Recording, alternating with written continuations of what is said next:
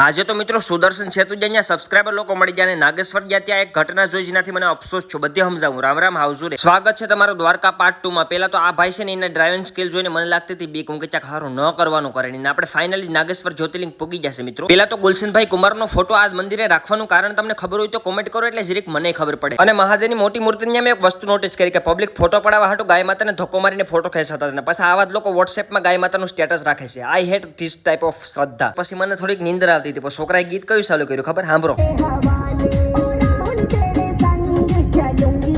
મારા નામનું ગીત સાંભળીને આપણે રતન કાકાની ફેક્ટરી જોતા જોતા થોડાક આગળ વધ્યા તો આપણે હું નોટિસ કર્યું ખબર? કલર નાખી ગયેલ પાણી ને વરી આવો કયો કલર નાખ્યો આમાંથી? પાણી સમકવા લાગ્યું. ત્યારબાદ આપણે મિત્રો ટાટાની ટાઉનશીપમાં પૂગી જાય આપણે એક મિત્રને મળવા માટે. અને મિત્રના છોકરાને મળી લીધો ને બાજુવાળાના દોસ્તારને મળી લીધો. અને પછી આપણે એક છોકરાને મોટરમાં કિડનેપ કરીને લઈ ગયા સુદર્શન સેતુ તરફ. અને ફાઇનલી મિત્રો આપણે એક આપણા સબસ્ક્રાઇબર લોકોની ટીમ જોવા મળી કે જે પોલીસ ભાઈબંધો હતા. તો એની સાથે ફોટા બોટા